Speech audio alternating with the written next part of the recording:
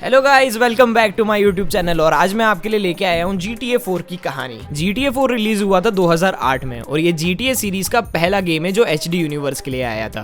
GTA 4 की कहानी revolve करती है निको बेलिक और लिबर्टी सिटी के अराउंड में। GTA 4 की स्टोरी GTA सीरीज की सबसे डार्केस्ट स्टोरी येट सबसे बेस्ट स्टोरी कंसिडर की जाती है। ये स्टोरी थोड़ी डार्क और थोड़ी मैच्योर है। ये स्टोरी रिवॉल्व करती है अराउंड कैसे निको खाली जेब आया था लिबर्टी सिटी में, पर एंड में आते आते उसके पास पैसा तो बहुत सारा आ जाता है पर उसे शांति बिल्कुल नहीं मिलती है। वीडियो में आगे बढ़ने से पहले और कहानी की शुरुआत करने से पहले एक इम्पॉर्टेंट बात है। मैं चाहता हूं कि ये वीडियो जो है बाकी गेमर्स के पास पहुंचे और बाकी स्टोरी सुनने वालों के पास पहुंचे, तो इस चैनल को सब्सक्राइब कर लो और वीडियो को लाइक कर देना ताकि यार एल्गोरिदम। और अब कहानी में आगे बढ़ते हैं। साल है 2008। एक व्यक्ति लिबर्टी सिटी आता है शिप में और उसका नाम था निको बेलिक। उस शिप में लोग तो थे ही, पर साथ ही साथ आए थे ड्रग्स और थे डायमंड्स। निको बेलिक अपने पास से भाग के लिबर्टी सिटी आया था एक बेहतर कल की तलाश में। 10 साल पहले निको एक यूगोस्लाविक वॉर का एक सोल्जर हुआ करता था। जंग खत्म हो जाने के बाद निको बेलिक के पास कुछ काम नहीं बचा था तो उसने एक गैंग ज्वाइन कर ली थी, पर गैंग में कुछ प्रॉब्लम हो जाती है और निको को भाग के लिबर्टी सिटी आना पड़ता है अपने भाई रोमन के पास जो लिबर्टी सिटी में रहता था। लिबर्टी सिटी को कहा जाता है लैंड ऑफ अपॉर्चुनिटी। यहाँ पे दूर दूर से लोग आते थे अपनी किस्मत आजमाने और उनमें से एक था निको बेलिक।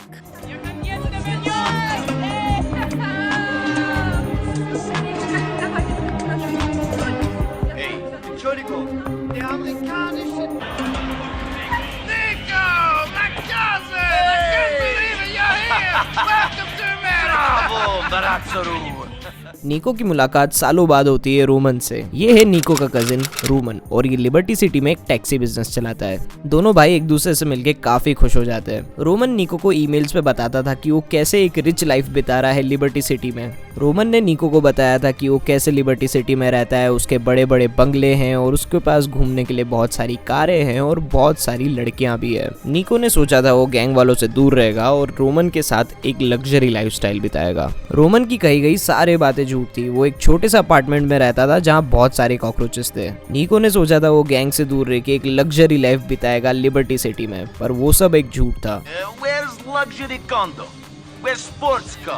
Where's Barbara with big titties and Stephanie who sucks like a vacuum? Screw you, you idiot! पर सब कुछ इतना बुरा भी नहीं था। रोमन के पास रहने के लिए एक जगह थी और काम करने के लिए एक सक्सेसफुल कैब बिजनेस था और साथ ही साथ एक गर्लफ्रेंड भी थी। ये है मैलरी। ये रोमन की गर्लफ्रेंड है, बोहान में रहती है और रोमन के लिए काम भी करती है। और इन दोनों के बीच में आ जाता है व्लादिमीर। ये है व्लादिमीर AKA व्लैड और ये रशियन माफिया के लिए काम करता है और इसने रोमन को बहुत सारे पैसे उधार में दे रखे थे और रोमन को प्रॉब्लम थी गैम्बलिंग की। वो बहुत सारा पैसा गैम्बल करता था और हार भी जाता था। रोमन ने बहुत सारे लोगों से उधार लेके रखा था और वो लोग उसे बहुत परेशान करते थे, पर अब लिबर्टी सिटी में उसकी हेल्प के लिए निको आ गया था। निको को लड़ना बखूबी आता था क्योंकि वो पहले आर्मी में रह चुका था।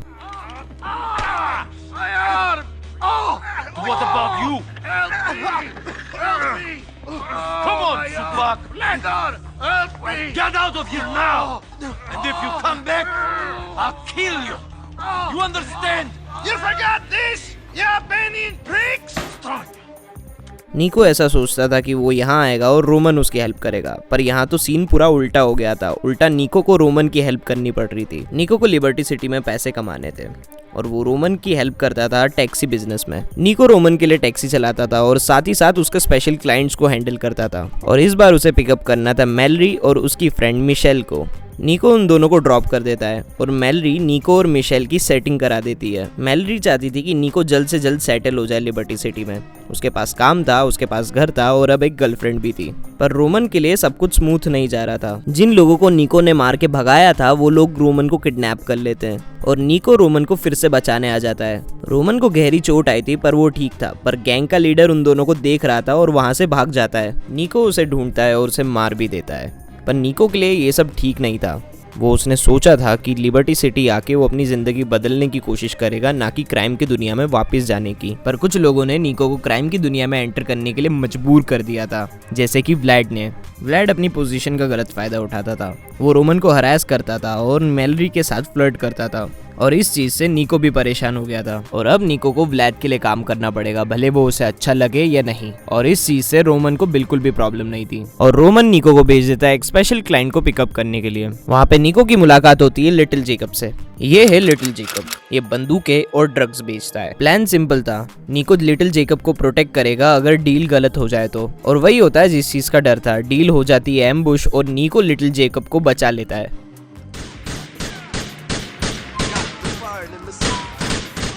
निको जेकब की जान बचाता है और यहाँ से उन दोनों की दोस्ती हो जाती है। लिबर्टी सिटी में निको ने अब क्राइम की दुनिया में ऑफिशियली एंट्री मार ली थी और वो और लिटिल जेकब मिलके बहुत सारे क्राइम्स को अंजाम देने वाले थे।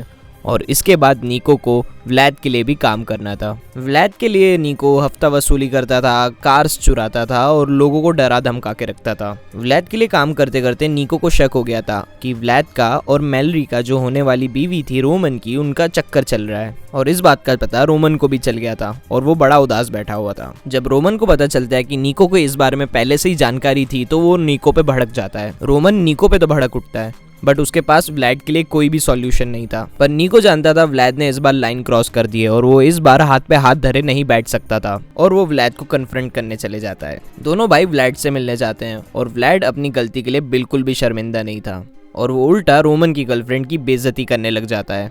व्लाद वहां से भाग जाता है और निको और रोमन उसका पीछा करते हैं और व्लाद को कन्फ्रंट करने के बाद निको उसे मार देता है। You were the stupid one, Vladdy boy. Nobody fucks with my family. Roman ये सब देख के बहुत घबरा जाता है। रोमन को इस बात का डर था कि व्लाद जिन रशियंस के लिए काम करता था वो लोग रोमन और निको को ढूंढ के मार देंगे। निको उसे समझाता है कि ये तुम्हें परेशान करता था, तुम्हारी गर्लफ्रेंड के साथ जबरदस्ती करता था, तो मुझे ये करना ही पड़ा। निको रोमन को बताता है कि वो लिबर्टी सिटी में क्यों आया था। 10 साल पहले जब निको आर्मी में था तो उसके 15 लोगों का एक ग्रुप था आर्मी का। जब निको और उसके दोस्त मिशन पे जा रहे थे तो एक व्यक्ति ने उनके पूरे ग्रुप को बिट्रे कर दिया था। उस व्यक्ति ने पूरे ग्रुप की इंफॉर्मेशन लीक कर दी थी एनिमी को पैसे के लिए और दुश्मन वाले ग्रुप ने निको के सारे दोस्तों को मार दिया था। 15 में से 12 लोग मारे गए थे और 3 लोग बच गए थे। उनमें से एक था निको और बाकी के 2 भाग गए थे। उनमें से एक लिबर्टी सिटी में रहता था और निको लिबर्टी सिटी इसीलिए आया था ताकि वो उससे अपना बदला ले सके। और इस एक इंसिडेंट ने निको की जिंदगी को पूरी तरीके से बदल के रख दिया था और निको अब वो मासूम व्यक्ति नहीं रहा जो वो पहले हुआ करता था। और उसके बाद निको ने गलत संगत में आके एक गैंग ज्वाइन कर ली थी और वो पूरी तरीके से एक क्रिमिनल बन चुका था।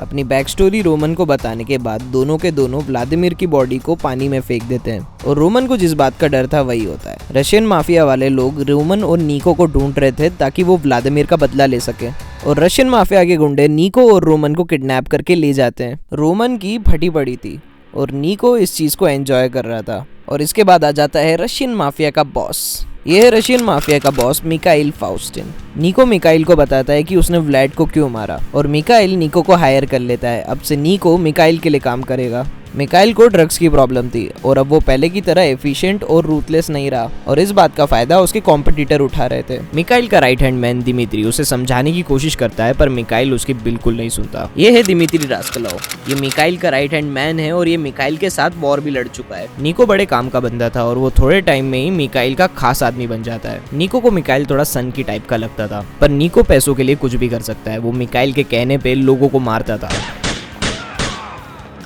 और इसी दौरान निको की मुलाकात होती है रोमन के दोस्त ब्रूसी से। ये है ब्रूसी और ये चोरी की गाड़ियां बेचता था और निको गाड़ी चुराने में एक्सपर्ट भी था। मिकाइल के लिए काम करते करते निको की मुलाकात होती है मिकाइल की बीवी से। मिकाइल की वाइफ मिकाइल से बहुत परेशान रहती थी क्योंकि उसकी हरकतें बहुत अजीब थी। वो निको को बताती है कि मिकाइल शुरू से ऐसा नहीं था, वो पहले बहुत अच्छा था और उसे बहुत अच्छे से ट्रीट करता था पर लिबर्टी सिटी की अपॉर्चुनिटीज ने और क्राइम की लाइफ ने उसे बदल के रख दिया था। अगर निको भी पहले लिबर्टी सिटी में आता तो हो सकता है कि वो भी मिकाइल जैसा बन जाता।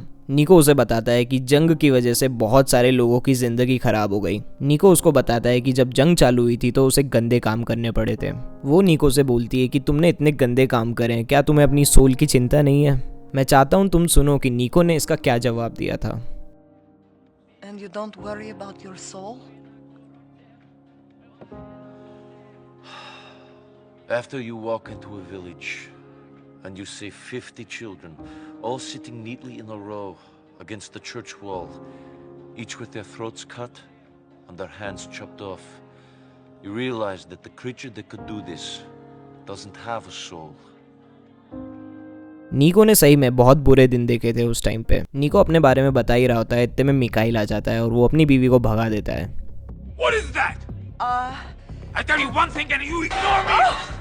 You stupid bitch. Nico Bellic, baby. Dimitri और मिकाइल के झगड़े बढ़ते ही जा रहे थे और नीको इसका आई विटनेस था। इसी वजह से दिमित्री नीको को अकेले में मिलने बुलाता है और अपने ही दोस्त की सुपारी दे देता है नीको को। दिमित्री बहुत स्मार्ट था पर मिकाइल उसके रास्ते में आ रहा था। दिमित्री एक बहुत ही खतरनाक व्यक्ति है, वो अपॉर्चुनिस्ट है और बेरहम है और नीको को ये बात अभी बिल्कुल नहीं पता थी। नीको मिकाइल के बॉडीगार्ड्स को मार देता है और मिकाइल को अकेले में घेर लेता है और मिकाइल को मारने का डिसीजन बहुत ही गलत साबित होता है नीको के लिए। जो व्यक्ति अपने भाई जैसे दोस्त को धोखा दे सकता है उसके लिए नीको जैसा व्यक्ति तो क्या ही चीज़ थी। दिमित्री ने नीको को अकेले मिलने बुलाया था पर वो अपने साथ थोड़ी हेल्प ले लेता है जेकब की। जेकब उसको प्रोटेक्ट करेगा अगर कुछ गलत हो जाता है तो। दिमित्री नीको को धोखा दे देता है और नीको को पता चलता है कि दिमित्री का दोस्त है रे बल्गेरियन। ये है रे बल्गेरियन और ये नीको का पुराना बॉस है। वॉर के बाद जब नीको के पास कोई काम धंधा नहीं था तो रे बल्गेरियन ने नीको को हायर कर लिया था। रे बल्गेरियन के लिए नीको ड्रग्स और ह्यूमन की ट्रैफिकिंग करता था। रे की गैंग को पुलिस वालों ने पकड़ लिया था और नीको वहां से अपनी जान बचा के भागा था। रे को लगता था इन सब के पीछे नीको का हाथ है और वो नीको को मार के ही चैन लेता और इसी वजह से नीको को भाग के रोमन के पास लिबर्टी सिटी में आना पड़ा। रे और उसकी गैंग वाले नीको को घेर लेते हैं और वो उसको मारने ही वाले रहते हैं। इतने में जेकब आ जाता है और नीको की जान बचा लेता है और सब लोग वहां से भाग जाते हैं और अब नीको और रोमन की जान खतरे में थी। नीको और रोमन को रशियन माफिया की पहुंच से बहुत दूर जाना होगा। What the hell? Holy fuck, it's fucking burning! Russian mafia वाले नीको और रोमन का घर जला के राख कर देते हैं और उन्होंने रोमन का टैक्सी बिजनेस भी जला दिया था। They took it all! I'm sorry, Roman. I'm really sorry, but we have to go. नीको और रोमन बोहान चले जाते हैं। वहाँ पे मैलरी के कजिन का एक घर था जहाँ वो थोड़े दिन तक छुप के रह सकते हैं। मैलरी नीको और रोमन को जिंदा देख के बहुत खुश हुई और वो नीको को बोलती है कि मैं अपने दोस्तों से मिलाऊंगी तुम्हें और हो सकता है मैलरी के फ्रेंड्स नीको की हेल्प कर पाए। मैलरी नीको को मिलाती है इजाबेला से। ये है इजाबेला और ये बोहान की सबसे बड़ी ड्रग डीलर है और इजाबेला नीको को मिलाती है पैकी से। ये है पैकी और ये इटालियन माफिया से बिलोंग करता है। नीको आगे चल के बहुत सारे कैरेक्टर से मिलता है। नीको के बीच में काफी दोस्त और काफी दुश्मन बनते हैं। नीको की ये वाली कहानी बहुत लंबी है और इसके लिए मैं एक डेडिकेटेड वीडियो फ्यूचर में बनाऊंगा, पर अभी अपन मेन स्टोरी पे फोकस करते हैं। इजाबेला का ड्रग्स का बिजनेस था और उसके लिए काम करते करते जेकब से एक प्रॉब्लम हो जाती है। इजाबेला नीको को भेजती है वो प्रॉब्लम सॉल्व करने के लिए। नीको वहाँ ड्रग्स लेने पहुंच जाता है पर पता चलता है वहाँ पे पुलिस वाले ऑलरेडी प्रेजेंट थे और ये एक स्टिंग ऑपरेशन था इजाबेला की गैंग को पकड़ने का और इन सब के पीछे हाथ था मिशेल का। नीको को पता चलता है कि मिशेल एक अंडरकवर एजेंट थी जो गवर्नमेंट एजेंसी के लिए काम करती थी। मिशेल ने मैलरी से दोस्ती इसीलिए करी थी ताकि वो इजाबेला का ड्रग बिजनेस समझ पाए और नीको से मिलना मैलरी के लिए बहुत फायदेमंद साबित हुआ था। मिशेल की वजह से इजाबेला अब जेल में थी और अब बारी थी नीको की। मिशेल को और उसकी एजेंसी वालों को नीको में बहुत पोटेंशियल नजर आता था। मिशेल और उसकी ऑर्गेनाइजेशन जानती थी अगर लिबर्टी सिटी में अपने गंदे हाथ करा के गंदे काम करवाना है तो उसके लिए एक सबसे बेस्ट इंसान है नीको बेलिक। उसके बाद नीको मिलने जाता है पैकी से और पैकी इंट्रोड्यूस कराता है नीको को उसकी फैमिली से। ये है पैकी मैक्रेरी की बहन केटी मैक्रेरी और ये अपनी फैमिली की क्राइम की दुनिया से दूर रह के समाज सेवा करती है। और केटी को नीको पहली नजर में ही पसंद आ जाता है। नीको लिबर्टी सिटी आया था अपना बदला लेने के लिए और बदला लेने के लिए नीको को जरूरत पड़ेगी अच्छे कॉन्टेक्ट्स की। पैकी नीको को इंट्रोड्यूस कराता है इटालियन माफिया से। नीको को लगता है कि इटालियन माफिया वाले हेल्प कर सकते हैं नीको की वो लोगों को ढूंढने में और नीको कुछ भी कर सकता है अपना बदला पूरा करने के लिए। A guarantee that you will find this man. I know he's in the city. So either you give me your word or go fuck yourself. I'm sick of this shit. नीको जानता है अगर उसे अपना बदला लेना है तो उसको हेल्प करनी पड़ेगी माफिया की और गवर्नमेंट की ताकि वो अपना बदला ले सके। मिशेल की गवर्नमेंट एजेंसी बहुत ही ज्यादा इंटरेस्टेड थी नीको में क्योंकि वो जानती है कि नीको एक ट्रेंड किलर है और वो बहुत ही हेल्प कर सकता है उसके बॉस की। मिशेल ने नीको का इस्तेमाल सिर्फ इसीलिए किया था ताकि वो अपनी बॉस की हेल्प कर पाए और नीको को बुरा इस बात का लग रहा था कि मिशेल ने उसको धोखा दे दिया था। मिशेल नीको को बताती है अगर वो नहीं होती तो नीको अभी जेल में होता। मिशेल नीको को अपना असली नाम बताती है। वो उसे बोलती है कि उसका नाम कैरन है और वो अब अपने बॉस को ट्रांसफर करने वाली है नीको को। मिशेल नीको को उसके बॉस से इंट्रोड्यूस कराती है। ये है मिशेल का बॉस और इसका कोड नेम है द कॉन्टैक्ट। द कॉन्टैक्ट एक मिस्टीरियस कैरेक्टर है और इसकी इन्फॉर्मेशन ज़्यादातर किसी के पास भी नहीं मिलेगी। बस इतना जान सकते हैं कि ये गवर्नमेंट के लिए काम करता है और एक शेडी टाइप का ऑफिसर है और उसे तलाश थी नीको जैसे ही व्यक्ति की। बस उसके आदेश देने की देरी है और नीको उसे मार देगा। नीको के पास और कोई चारा भी नहीं था। अगर उसे जेल से बाहर रहना है और अपना काम करवाना है तो उसे इसके लिए काम करना पड़ेगा। नीको बिना कुछ पूछे दी कॉन्टैक्ट के लिए किलिंग्स करेगा और वो बदले में नीको की हेल्प करेगा उन लोगों को ढूंढने के लिए जिन्होंने नीको को धोखा दिया था। स्टोरी में आगे चल के हमें देखने को मिलेगा कि नीको एक हिटमैन बन जाता है। पैसे और इन्फॉर्मेशन के बदले नीको गवर्नमेंट एजेंसी और माफिया के लिए काम करता था और उनके कहने पे लोगों को मारता था। गवर्नमेंट एजेंसी के लिए काम करते करते नीको को फोन आता है मैलरी का। मैलरी नीको को बताती है कि रोमन को किसी ने किडनैप कर लिया है। मैलरी नीको को बताती है कि रोमन ने किसी से उधार ले रखा था और वो लोग रशियन माफिया से बिलोंग करते थे। नीको को पता चल जाता है कि इन सब के पीछे दिमित्री का हाथ है और अब रोमन की जान खतरे में थी।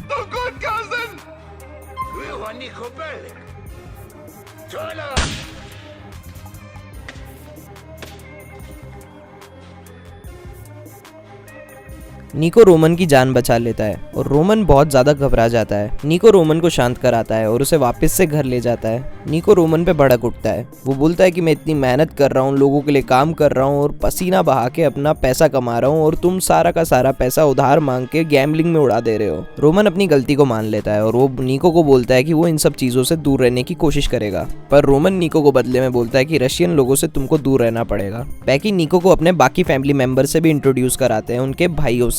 पैकी के बाकी के भाई भी क्राइम की दुनिया में एक से बढ़कर एक थे। पैकी और उनके भाइयों ने मिलकर एक प्लान बनाया था बैंक हाइस्ट का और नीको जैसा प्रोफेशनल उनकी टीम में आ जाएगा तो उनके जीतने के चांसेस और बढ़ जाएंगे। नीको और मिक्रीरी ब्रदर्स जाते हैं बैंक में हाइस्ट के लिए। नीको और उसका ग्रुप पूरे बैंक के जितने भी मेंबर्स रहते हैं और जितने भी लोग रहते हैं उनको हॉस्टेज बना देते हैं और उनमें से एक व्यक्ति के पास गन थी। उस बंदे का प्लान था कि वो सारे लोगों को मार देगा गन से और हीरो बन जाएगा। लुइस उस बंदे को समझाता है कि ये एक बहुत ही बुरा आइडिया है, पर वो पगला सुनता नहीं है। लुइस नीको की तरह GTA 4 का एक प्लेबल कैरेक्टर है और उसकी कहानी नीको से बिल्कुल डिफरेंट है। लुइस लोपेस के लिए और GTA 4 की DLC के लिए एक स्पेशल डेडिकेटेड वीडियो बनाऊंगा मैं बाद में, पर अभी अपन कहानी में आगे बढ़ते हैं। लुइस के पास जो हॉस्टेज था, जिसके पास बंदूक थी, वो गोली चला देता है। मिक्रीरी के ग्रुप के एक मेंबर की डेथ हो जाती है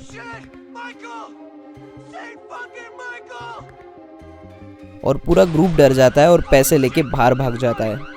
मिक्रेरी ग्रुप को पुलिस वालों ने चारों तरफ से घेर लिया था। पुलिस ने बैंक के सारे रास्ते ब्लॉक करके रखे थे और गैंग का जिंदा बच पाना बिल्कुल नामुमकिन था। नीको और उसके साथी पुलिस वालों को जैसे तैसे चकमा देके बाहर आ जाते हैं, पर पुलिस वाले अभी भी हार नहीं मानी थी उन्होंने और पुलिस वालों को चकमा देके पूरा जो ग्रुप रहता है वो सबवे के थ्रू एग्जिट कर लेता है और भाग जाता है। नीको की रॉबरी सक्सेसफुल थी और उसे अब जीवन में कुछ भी काम करने की जरूरत नहीं थी क्योंकि उसने बहुत सारा पैसा कमा लिया था और नीको का बस एक ही गोल बच गया था, अपना बदला लेना। पर टाइम के साथ नीको लिबर्टी सिटी में एडजस्ट हो चुका था।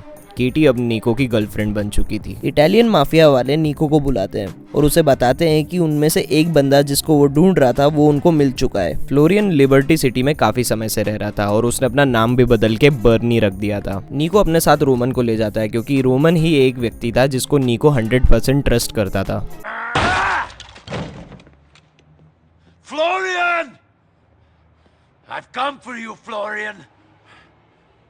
Oh, go away! Nico?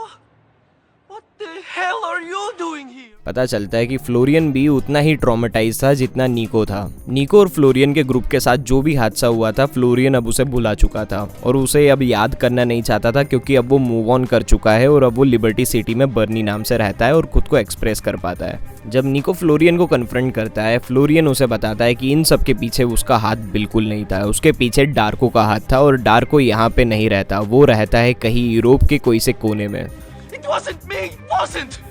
I wouldn't do that! नीको अब परेशान हो चुका था। उसके सारे कीड़े कराए पे पानी फिर गया था क्योंकि वो लिबर्टी सिटी आया था अपना बदला लेने के लिए, पर अब वो अपना बदला बिल्कुल नहीं ले पाएगा क्योंकि नीको को बिल्कुल नहीं पता था डार्को कहाँ है और वो जिंदा है भी कि नहीं। नीको को अब डार्को को ढूंढना था और उसके लिए वो हेल्प लेता है इटालियन माफिया के बॉस की। ये है जिमी पैगेरिनो।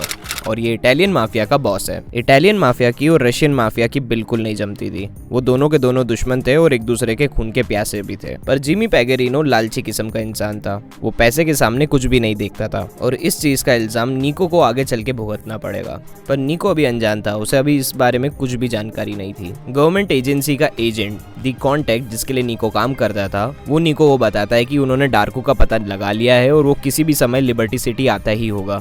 कॉन्टैक्ट निको को बताता है कि तुमने मेरे लिए जितना भी काम करा ये उसका एक तोहफा समझो। निको रोमन के साथ पहुंच जाता है डार्को से अपना बदला लेने के लिए। गवर्नमेंट एजेंसी वाले डार्को को किडनैप करके यूरोप से यहाँ पे ले आए थे निको से अपना बदला दिलवाने के लिए।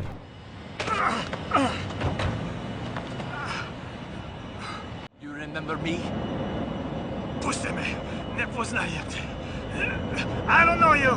Yes, you do. I'm the one who survived.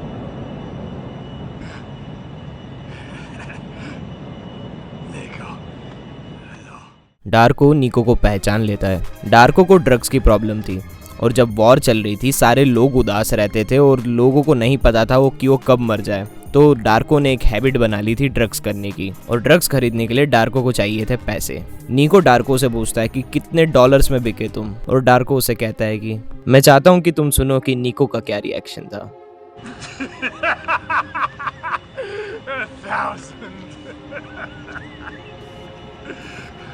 You killed my friends for $1,000. How much do you charge to kill someone? निको डार्को को कहता है कि तुमने मेरे दोस्तों को मार दिया $1000 के चक्कर में। डार्को हंस के निको को बोलता है कि तुम लोगों को मारने के कितने पैसे लेते हो। डार्को ने कुछ झूठ नहीं बोला निको से। निको एक हिटमैन है, पैसे लेके लोगों को मारता है और डार्को ने भी कुछ अलग नहीं करा, उसने भी पैसे लिए और निको के सारे दोस्तों को मरवा दिया। निको और डार्को दोनों एक जैसे ही है, बस पैसे का फर्क है। बस निको ड्रग्स नहीं करता और उसके लिए फैमिली ज्यादा इंपॉर्टेंट है। निको डार्को को मार देता है और अपना बदला ले लेता है। Piece of shit! That was for everyone. That was for me. निको का लिबर्टी सिटी आने का मकसद पूरा हो चुका था।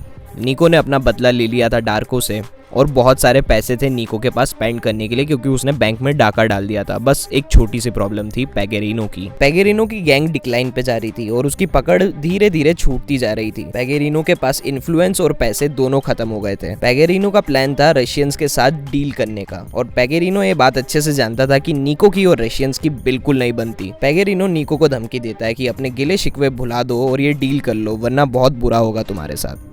और निको के पास कोई चॉइस नहीं बची थी और पेगेरिनो उसे सोचने का समय देके चले जाता है। निको इस चीज के लिए एडवाइस लेता है दो लोगों से, एक रोमन और एक केटी। रोमन निको को एडवाइस देता है कि तुम लिबर्टी सिटी आए थे अपॉर्चुनिटी के लिए और अब तुम्हें पैसे कमाने की अपॉर्चुनिटी मिल रही है तो तुम इसे जाने मत दो। माना रशियंस ने निको को और रोमन को धोखा दिया बट अब तुम उनके साथ डील कर सकते हो। But KT on the other hand बिल्कुल अपोजिट एडवाइस देती है रोमन के। वो बोलती है डील बिल्कुल मत करना। वो ये एडवाइस देती है कि रशियंस ने तुमको ऑलरेडी एक बार धोखा दे चुका है और रोमन को मरवाने की कोशिश भी की थी बीच में। निको के पास अब दो चॉइस थी, या तो वो रशियन से अपना बदला ले पाए या तो उनसे डील कर पाए। अगर वो बदला लेता है तो पेगेरिनो नाराज हो जाएगा निको से और अगर वो डील कर लेता है तो फिर बाद में पता नहीं क्या होगा। निको वहां पहुंच जाता है जहां पे डील होने वाली थी पर अपना बदला लेने के लिए और होता है निको और दिमित्री का वापस से फेस ऑफ और निको दिमित्री को मार के अपना बदला ले लेता है। ऐसा करने से जिमी पेगेरिनो नाराज हो गया था निको से।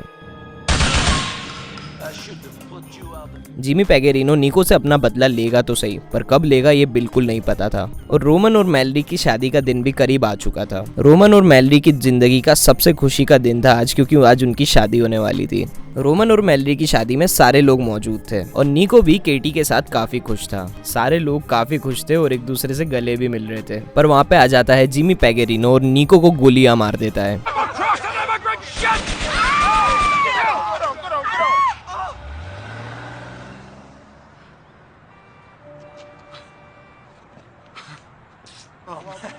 पर निको की जगह केटी को गोली लग जाती है और वो ऑन स्पॉट डेथ हो जाती है उसकी। Somebody call an ambulance! Call the fucking ambulance! She's dead! What? Oh shit! Shit! Shit! Told me to leave it. I thought I had. I thought it was over. It's never over, Aya. Nico, you can't blame yourself. Of course I can! She's dead! Roman की शादी खराब हो गई थी और लोग निको को वहाँ से जाने को कहते हैं क्योंकि निको ऑलरेडी बहुत स्ट्रेस्ड आउट हो गया था इस सिचुएशन से। निको की नज़र में केटी एक इनोसेंट लड़की थी, वो ऐसी मौत मरना बिल्कुल डिजर्व नहीं करती थी। केटी उल्टा समाज सेवा करती थी और अपने फैमिली बिजनेस से बिल्कुल दूर रहती थी क्योंकि उसको पता है इसमें बहुत खतरा है। निको, रोमन और जेकब जिमी पैगरिनो का पीछा करते हैं पर तीनों पे हमला हो जाता है। निको बिल्कुल नहीं चाहता था उनके और दोस्तों की मौत हो, तो वो उन दोनों को वहाँ से जाने को कहता है और निको इस सिचुएशन को अकेला ही हैंडल करना चाहता था। रोमन और जेकब वहाँ से भाग जाते हैं और निको चले जाता है जिमी से अपना बदला लेने के लिए। निको जिमी को मार के जख्मी कर देता है और निको जिमी को मार देता है। निको ने केटी का बदला ले लिया था पर बदला लेने से केटी तो वापस आने से रही थी। निको को लिबर्टी सिटी आके पैसा भी मिला, अपना बदला भी मिला, पर लिबर्टी सिटी आके इसके रंग में रंग के निको की जिंदगी फिर से खराब हो गई थी। Yeah, you did it. Really? I don't know. What did I do? But we're done. Now we can start making money. Freely. I suppose so. We won, man. We won!